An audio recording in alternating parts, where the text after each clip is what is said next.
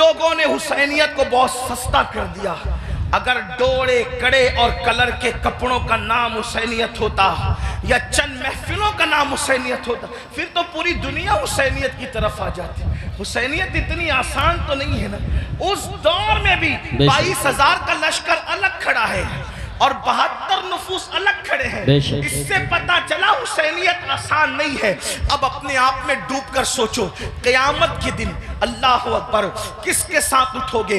मेरी कौम के वो जवानों जो अपनी रातों को गंदी फिल्मों के साथ जो है वो अल्लाह अकबर जहन्नम के अजाब को कबूल करते हुए, खुदा के चैलेंज से न डरते हुए, नरम नरम गद्दों पे लेटकर अगर जिना के मनाजिर देख रहे हो तो मैं यहाँ उलमा मौजूद है, एक बात अर्ज करूं कि यजीद भी तो कहीं फिर ऐसा काम करने वालों से इस मामले में 2 कदम पीछे नजर आ रहा है। और मेरी कौम के वो जवान जो अपने आप को हुसैनी कह रहे हैं, वो इस मामले के अंदर, इस मामले में कह रहा है, क्या वो यजीद से 2 कदम आगे नजर नहीं आते?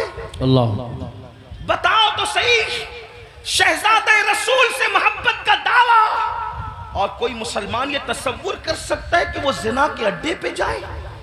वो जिना जिसके बारे में अल्लाह के रसूल सल्लल्लाहु अलैहि वसल्लम गैब नबी ने फरमाया कि क़यामत के दिन जानियों को आग के कपड़े पहनाए जाएंगे, आग का कुर्ता पहनाया जाएगा और उनकी शर्मगाहों पर जहन्नम की आग भड़काई जाएगी। फिर उसके बाद दूसरी चीज शराब को लेने, नशा को लेने। अल्लाह अकबर, 16-16, 17-17 साल के लड़के आज हमारे नशा की तरफ जा रहे हैं। और अल्लाह अकबर, नशा की तरफ जो चीज ले जा रही है, मुझे ऐसा महसूस हो रहा है कि हुक्का जो है वो इंसान को नशे की तरफ तेजी के साथ ले जा रहा है। मैं हुक्के पर कोई हुक्म तो नहीं लगा रहा हूँ, वैसे कहीं कोई मैं मुफ्ती भी नहीं हूँ कि मैं हुक्के पर कोई हुक्म लगाऊं। हुक्म बयान करना मेरा काम नहीं। मैं एक छोटा सा तालिब इल्म हूँ, इस्लाह मुआशरा की महफिल में सिर्फ दिल का दर्द लेकर के आया हूँ। इब्तिदा हुक्के से होती है, हुक्का तो कोई हराम नहीं। इस तरह की लोग बात करते हैं, फिर धीरे धीरे सिगरेट पर आते हैं और सिगरेट के अंदर फिर क्या क्या लगा के पिया जाता है मुझसे ज्यादा आप लोग जानते हैं, और आप लोगों से ही हम तक बातें पहुंचती है। और फिर धीरे धीरे इंसान एमडी का, नशे का और खुदा जाने किस किस चीज का आदी हो जाता है। आपसे पूछता हूं, यजीद भी नशा कर रहा है, आप भी नशा कर रहे हैं, और यजीद के और आपके नशे में फर्क क्या है? अल्लाह अकबर, शायद यजीद ने एमडी वगैरह को ख्वाब में भी नहीं देखा होगा। अल्लाह अकबर, अंदाजा फरमाए किस तरफ जा रहे हो। अल्लाह अकबर, इमाम अली मकाम अला जद्दी वाले सलाम के सामने ये चैलेंजेस थे। आप अपनी कौम को जराइम से बचाना चाहते थे, आप अपनी कौम को गुनाह से बचाना चाहते थे। जानते हैं अल्लाह के रसूल सल्लल्लाहु अलैहि वसल्लम ने बस्तियों के उजड़ने और घरों के उजड़ने के लिए जो बात बयान फरमाई है, उसको दिल के कानों से सुने। अल्लाह के गैब दा नबी सल्लल्लाहु अलैहि वसल्लम इरशाद फरमाते हैं, रातों को कुछ लोगों के मकानात खुद ब खुद जमीन में धंस जाएंगे, जमीन के अंदर जो है जमीन बोश हो जाएंगे। आप कभी सुनते हैं ना कि फला बिल्डिंग गिर गई, फला बिल्डिंग जमीन में दफन हो गई। मैं ये नहीं कहता कि सब इसी वजह से होती है, लेकिन अल्लाह के हबीब गैब दा नबी सल्लल्लाहु अलैहि वसल्लम घरों के उजड़ने के, घरों के जमीन बोश होने के असबाब क्या बयान करते हैं। लोग कहते हैं हमारे घरों पर ये चल रहा है, वो चल रहा है। मैंने कहा जो चला रहे हैं हम उनके भी साथ नहीं है, लेकिन अपना करतूत भी तो देखो। कुरान कहता है वमा असाबकुम मिन मुसीबतिन फबिमा कसबत ऐदीकुम, कि तुम पर जो भी मुसीबत आती है वो तुम्हारे किए धरा है, वो तुम्हारे बुरे अमाल का नतीजा है। अल्लाह अकबर, क्या हुआ? आका इरशाद फरमाते हैं सल्लल्लाहु अलैहि वसल्लम के कुछ लोगों के मकान रातों रात जमीन पे गिर जाते हैं, जमीनों में धंस जाते हैं। सहाबा ने पूछा या रसूल अल्लाह उसकी वजह क्या है? आका फरमाते 2 गुना जब घरों के अंदर किए जाते हैं, 2 गुना जब इमारतों के अंदर किए जाते हैं तो घरों को जमीन में धंसा दिया जाता है, घरों को जमीन बोझ कर दिया जाता है। पूछा या रसूल अल्लाह वो क्या है? फरमाया एक मौसीकी है, म्यूजिक है। जिस घर में म्यूजिक बजता है और जिस घर में शराब पी जाती है, रातों रात उन घरों को जमीन में धंसा दिया जाता है।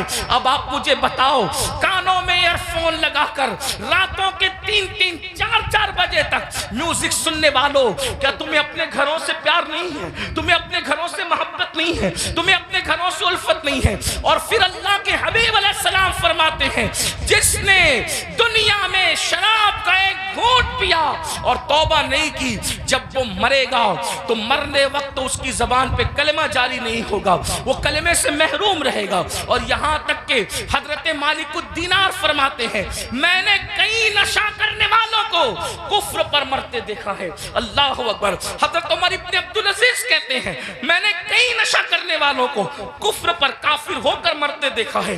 अल्लाह के बंदो जरा गौर तो करो। फिर तीसरी चीज लेते हैं नमाज के हवाले से। 95% लोग नमाज नहीं पढ़ते हमारे माशरे का, और लोग आसानी से कह देते हैं मौलाना हमें टाइम नहीं मिलता। बल्कि आशूर के शब्द में भी, जिसमें जुमेरात ही को जंग हो रही थी करबला की, अक्सर मौर्रिखीन कहते हैं जुमरात को ही जो है वो जंग का आगाज कर दिया था। इमाम पाक ने पूछा गाजी अब्बास से, अब्बास क्या कर रहे हैं ये लोग? कहा वो तो जंग शुरू करने की बात करते हैं। कहा उनसे कह दो कि हमें नमाज बहुत पसंद है, हमें तिलावत बहुत पसंद है, हमें गिरिया अल्लाह के लिए करना बहुत पसंद है, जिक्र अस्कार बहुत पसंद है। वो जंग तो होनी ही है, लेकिन एक रात की वो हमें मोहलत दे दे, ताकि आने वाली रात शबे आशूर है, उसमें हम अल्लाह की इबादत करें, गिरिया वजारी करें। आपसे पूछता हूं, इमाम तो मोहलत ले रहे हैं इबादत के लिए, और अल्लाह रब्बुल इज्जत ने हमें पूरी जिंदगी दी है, इबादत की तरफ नहीं आते।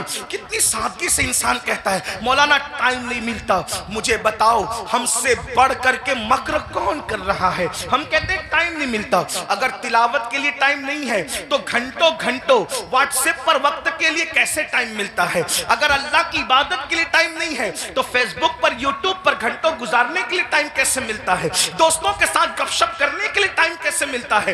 याद रखिए अल्लाह के बंदो, कब तक अय्याशियां करते रहोगे?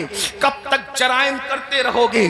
कब तक खुदा के गजब को चैलेंज करते रहोगे? कब तक अल्लाह के अजाब को दावत देते रहोगे? कब तक खुदा के अजाब से गफलत बरतते रहोगे?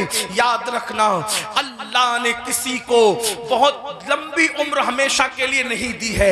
आखिर मौत है मौत, आखिर मौत है मौत। जब उसने महबूबों को मौत दी है तो फिर मरदूदों का क्या हाल होगा? जब उसने मुकर्रबीन को मौत का मजा चखाया है तो दूर रहने वालों का क्या हाल होगा? याद रखना, जिस दिन रूह का रिश्ता जिस्म से टूट जाएगा, उस दिन सिवाय पछतावे के कुछ हाथ नहीं आएगा।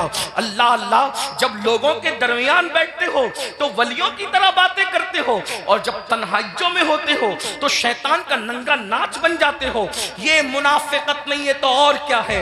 जबान कुछ और कहे और किरदार कुछ और कहे। कुरान कहता है लिमा तक़ूलूना मा ला तफ़अलून, वो क्यों कहते हो जिस पर खुद अमल नहीं करते। मुसलमानों बताओ, अल्लाह अकबर, हमें नमाज के लिए टाइम नहीं। कौन नमाज? वो नमाज जो मेराजुल मोमिनीन है, वो नमाज जो रसूलुल्लाह सल्लल्लाहु अलैहि वसल्लम की आंखों की ठंडक है, वो नमाज जो गुनाहों से इंसान को ऐसे पाक कर देती है जैसे गुस्ल करने वालों के जिस्म का मैल खत्म हो जाता है, वो नमाज जो अल्लाह को अल्लाह से बंदे को करीब कर देती है, अल्लाह का कुर्ब नसीब होता है जिस नमाज से। कौन सी नमाज? वो नमाज जिसकी बुनियाद पर इंसान रहमतों का मुस्तहिक होता है। कौन सी नमाज? वो नमाज जिससे रोजी में बरकत होती है, वो नमाज जिसके बाद दुआएं कबूल होती है, वो नमाज जिसके पढ़ने से बीमारियों का खात्मा होता है, वो नमाज जिसके बाद इंसान को मकाम महबूबियत मिलता है, वो नमाज। अल्लाह अकबर, सारे अहकामात जमीन पर भेजे गए, लेकिन जब नमाज देना हुआ तो जमीन पर नहीं भेजी गई, बल्कि मेराज में लामका पे बुलाकर महबूब को दे के बताया गया। सारे अहकामात अपनी जगह है, लेकिन नमाज का मामला अपनी जगह है। इसीलिए बुजुर्गों ने फरमाया, अल्लाह के रसूल अलैहिस्सलाम फरमाते हैं कि सबसे पहले क़यामत में नमाज के बारे में पूछा जाएगा। अगर नमाज का मामला आपका क्लियर हुआ तो सारे मामला क्लियर कर दिए जाएंगे, और अगर नमाज के मामले में अटक गए, नमाज के मामले में फंस गए, तो फिर इंसान बच न सकेगा। आप मुझे बताएं, हमें अल्लाह से डर नहीं लगता? जिस क़यामत के दिन के बारे में काबे अहबार कहते हैं, अगर 70 अंबिया के बराबर भी कोई अमाल व फर्ज महाल लेकर के पहुंचे तो भी वो अपने अमाल को हकीर जानेगा, हकीर। आपसे पूछता हूं, क्यों वक्त नहीं निकालते। अब आइए आपसे पूछूं, इमाम तो सजदे की, इमाम तो अल्लाह अकबर शहादत के वक्त भी सजदा करते हैं। कितना दर्दनाक वक्त होगा अल्लाह अल्लाह, जब इंसान का एक्सीडेंट होता है और वो मौत को करीब देखता है तो इंसान अपनी जान की फिक्र करता है। मगर कुर्बान मेरे इमाम शहीद करबला ने जब आखिरी वक्त आया तो भी अपने सर को सजदे में रखा और सर सजदे में रख करके बता दिया, औरों को जान से मोहब्बत है लेकिन अली के बेटे को अपनी जान से ज्यादा सजदे से मोहब्बत है। आप बताएं तो सही। और उसी नमाज से हम दूर है। आशूर में भी नमाज दूर करते, आशूर में भी नमाज से दूर रहते हैं। आइए अब इस अपनी गुफ्तगू को एंड की तरफ ले जाते हुए आपसे पूछूं, अगर क़यामत के दिन, तवज्जो करना इन जुमलों पर, अगर क़यामत के दिन फहरिस्त बनी जानियों की कि जानी एक साथ खड़े रहे, तवज्जो आप, जानियों की फहरिस्त बनी कि जानी एक साथ खड़े रहेंगे, तो जिस ग्रुप में यजीद होगा उसी ग्रुप में जिना करने वाले भी तो होंगे ना। दुनिया के अंदर बड़ी बड़ी बातें हाकना आसान है। महशर आपकी मर्जी और मेरी मर्जी से नहीं होगा। महशर को महशर कहते इसलिए हैं कि वहां बड़े बड़े मुकर्रबीन भी नफ्सी नफ्सी कहेंगे। अल्लाह, थोड़ा किसी के दिल की फरियाद दिल के कानों से सुनो। मेरी कौम के जवानों, जहन्नम का ईंधन बनने नहीं आए हो। मेरी कौम के जवानों, अल्लाह को नाराज करने नहीं आए हो। इमाम अली मकाम से जान से ज्यादा मोहब्बत करने वाले मेरे सुन्नियों, आपसे पूछता हूं थोड़ा गौर करना, ईमान वाले दिल पे हाथ रखकर सोचना। जानियों की फहरिस्त बनेगी कि सारे जानी एक साथ खड़े रहे, तो बताओ जहां यजीद होगा वहां जानी लोग होंगे कि नहीं होंगे? और निगाहों की पाकीज़ा, निगाहों को पाकीज़ा रखने वालों की फहरिस्त बनेगी कि जो निगाहों को नीचा रखते थे, औरतों को पाप की नजर से नहीं देखते थे, जिनकी निगाहों में तकद्दुस था, वो सब एक तरफ खड़े रहे। तो बताओ अल्लाह अकबर, निगाहों को तहफ्फुज देने वाले इमाम हुसैन के साथ खड़े होंगे और जिना करने वाले यजीद के साथ खड़े होंगे। अगर क़यामत में ऐसा हो गया, अगर हो गया कि बेनमाजी एक साथ रहें और नमाजों की पाबंदी करने वाले एक साथ खड़े रहें, तो बताओ यजीद के साथ खड़े होंगे कि नहीं होंगे बेनमाजी? और जो नमाजों को तहफ्फुज देते थे वो उस शहीद के साथ खड़े होंगे कि नहीं होंगे, जिसने सर को सजदे में कुर्बान किया है, सर सजदे में कुर्बान किया है। अल्लाह अल्लाह, किसी ने कहा था हो सके तो लाइए दोनों जहां मीजान में, मैंने एक सजदा जमीने करबला से ले लिया। अल्लाह अकबर। बताओ मुसलमानों, तो पता चला ये नजरियात की जंग है, ये नजरियात की जंग है। अब से पूछूं, जंग में जब इंसान जाता है, जंग में जब इंसान जाता है फौज लेकर जाता है, बहन लेकर नहीं जाता। जंग में इंसान जाता है फौज लेकर जाता है, बीबियां लेकर नहीं जाता। जंग में इंसान जाता है, अल्लाह अकबर, फौज लेकर जाता है, सौतेले भाई लेकर नहीं जाता। जंग में इंसान जाता है 6 महीने का बच्चा लेकर नहीं जाता। इमाम आप जंग में भी जा रहे हैं, और कुछ लोग तो ये कहते हैं कि चलो इत्तेफाकी हादसा हो गया। इत्तेफाकी हादसा आपके मौर्रिखीन के लोगों के लिए कहने को है, वरना रसूलुल्लाह के घर का बच्चा बच्चा जानता था। आका ने इतनी तफसील से करबला बयान की थी। इब्ने अब्बास कहते हैं कि नबी के घर के बच्चे बच्चे को पता था कि हुसैन मैदान करबला में खड़े जो वो शहीद होंगे। जंगे सिफ़ीन के मौके पर मौलाए कायनात जब करबला के करीब से गुजरे तो रोए, फरमाया यहाँ हुसैन के ऊंट बैठेंगे, यहाँ उनके कजावे रखे जाएंगे। यानी कितनी तफसील मालूम थी खानदान रसूल को कि ऊंट कहाँ बैठेंगे वो भी पता है, खैमे कहाँ लगेंगे वो भी पता है, कजावे कहाँ रखे जाएंगे वो भी पता है। आप कहते हैं हादसा हो गया, लेकिन ये हकायक है, सच्चाई है। इमाम आप जंग के लिए जा रहे हैं, लेकिन बीबियां ले जा रहे हैं, जंग के लिए जा रहे हैं, बहनें ले जा रहे हैं, जंग के लिए जा रहे हैं, बेटियां ले जा रहे हैं, जंग के लिए जा रहे हैं, बच्चे ले जा रहे हैं, जंग के लिए जा रहे हैं, सौतेले भाई ले जा रहे हैं। ऐसा क्यों? इमाम गोया के बताएंगे ये तलवारों के टकराने की जंग नहीं, बल्कि ये किरदार की जंग है, ये नजरियात की जंग है। एक तरफ यजीद सौतेली माँ को पाप की नजर से देख रहा है, तो हम मैदान में बताएंगे कि सौतेले रिश्ते का तकद्दुस क्या है। आप देखें पूरी दुनिया के अंदर सौतेला रिश्ता हमेशा मशकूक रहा है। आप तवज्जो करें, सौतेला रिश्ता हमेशा मशकूक रहा है। आप नहीं देखते सौतेले रिश्ते का मतलब कुरान की तफासिर उठा करके देखें, इब्ने अब्बास से लेकर साहिब नईमी तक सौतेले रिश्ते का मतलब क्या।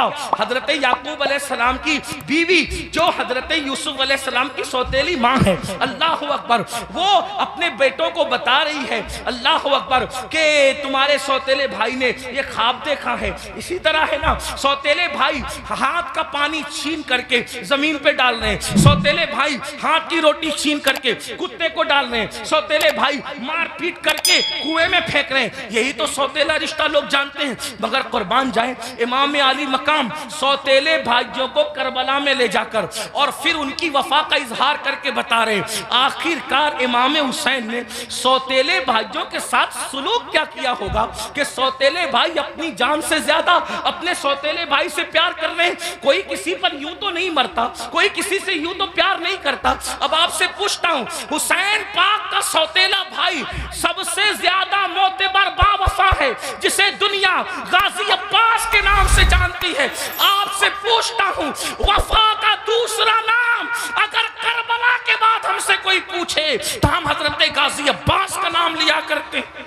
शिमर ने अल्लाह अकबर रिश्तेदारी की वजह से हजरत अब्बास को अमान लिखी, उनके भाइयों को अमान लिखी। तो हजरत अब्बास ने कहा, शिमर तुझ पर भी लानत है और तेरी अमान पर भी लानत है। वल्लाह तूने नबी के शहजादे को अमान नहीं दी। उनको काटना चाहता और हमें बचाना चाहता है। हुसैन के बाद जिंदा रहने को हम पसंद ही नहीं करते। ये एक सौतेले भाई का जज्बा। अब आपसे पूछता हूं, अगर आप करबलाई है, अगर आप हुसैनी है, तो इस मजमे में अपने दिल में सोचो, आपके सगे भाई के साथ आपका सलूक क्या है। करबला सिर्फ काले कपड़ों का नाम तो नहीं है ना पहनने का। करबला सीना पीटने का नाम नहीं। हमारे दरमियान करबला उसवे मुस्तफा की तफसीर का नाम है। हमारे नजदीक करबला बद्र ओहद के मकसद की तकमील का नाम है। आप समझते क्या है करबला को, लेकिन हमारे अंदर करबला कहाँ है। हमने रस्मी और इसमी करबला को तो देखा, हमने हकीकत करबला को नहीं देखा। बताओ आपका और हमारा जज्बा भाई के बारे में क्या है। यही ना, उसका खेत हड़प कर लिया, उसका हिस्सा हजम कर लिया, उस पर केस कर दिया, उसके खिलाफ खड़े हो गए। उसकी बेटी को अच्छे रिश्ते आते तो आपको पसंद नहीं आता, आपको हजम नहीं होता। बताएं तो सही, उसके घर में बेटे ही बेटे पैदा हों तो आपको तकलीफ होती है। ये आपका मामला सगे भाई के लिए, और वहां सौतेले भाई के साथ अंदाज क्या है सरकार गाजी अब्बास के साथ देखें। फिर उसके बाद इमाम अपनी बहन को करबला में लाए। जब इमाम किसी की कोई बात नहीं मानते, तवज्जो करना, जब इमाम किसी की कोई बात नहीं मानते तो सैयदा ज़ैनब खड़ी होकर कहती है, भैया ये कर लो, भैया ये कर लो। बहन की कोई बात नहीं टलती। गोया कि हुसैन बता रहे वहां बहन का कोई तकद्दुस नहीं है, और यहां बहन के तकद्दुस का आलम यह है कि बज़ाहिर अगर हजरत इमाम के अपनी फिक्र के खिलाफ बहन बात कर रही है तो इमाम उसको ही मानते नजर आ रहे। किसने नहीं कहा था कि अली असगर को ले जाएं और यजीदियों से कहें कि पानी पिलाते। इमाम ने सबको मना किया, लेकिन जब बहन आई और बहन ने कहा मेरे लिए चले जाएं, मैं कह रही हूं आप चले जाएं, तो मुअर्रिखीन लिख रहे हैं बहन की बात मानकर इमाम यजीदियों की तरफ जाते हुए नजर आते हैं। हालांकि ये इमाम पाक रज़ी अल्लाह तबारक व तआला की शान है कि यजीदियों के हाथों से उनके शहजादा वाला तबार ने पानी नोश नहीं फरमाया, वो तो शहीद हो गए। लेकिन आपसे पूछता हूं, बहन के बारे में इमाम आली मकाम का हाल ये, बीबियों की मौजूदगी में क़यादत का झंडा खानदान नबूवत का किसी के हाथ में देते हैं, बेटियों की और बीबियों की मौजूदगी में उसको बहन कहते हैं। बताओ इमाम तो बहन से इतना प्यार करते हैं। हमारा और आपका बहनों के साथ क्या ताल्लुक है, हमारा और आपका बहनों के साथ क्या रिश्ता है, आप बताएं मुझे। अगर बहन घर आ जाए 4 बच्चों को लेकर तो भाई और भाभी बात करते हैं, खिलाएंगे कहां से। हैरत की बात यह है, जिस कौम की सोच फिक्रे हुसैन से इस कदर गिर जाए, फिर क्या उस कौम के लिए ये ना कहा जाए कि वो नाम के लिए तो हुसैनी बनी है लेकिन अफकार के एतबार से वो कहीं ना कहीं यजीदियत का शिकार है। मेरे आका सल्लल्लाहु अलैहि वसल्लम के दीवानों, जानते हैं बहन का मकाम क्या है, बहन का मर्तबा क्या है। और ये अल्लाह के रसूल अलैहिस्सलाम से सीखा। आका अलैहिस्सलाम की कोई हकीकी बहन न थी, लेकिन जब जंगे हुनैन के मौके पर अल्लाह अकबर, हुनैन के अंदर वाफर मिकदार में, कसीर मिकदार में जब वो गनीमत का माल आया, तो उस वक्त तो एक खातून आई और आने के बाद कहा, ए मोहम्मद मैं आपकी बहन हूं, मैं आपकी बहन हूं। हुजूर अलैहिस्सलाम को उस बहन से जुदा हुए तकरीबन कमोबेश आधी सदी बीत चुकी थी। अल्लाह के हबीब अलैहिस्सलाम ने कहा, तुम मेरी बहन हो, नाम क्या है? कहा मेरा नाम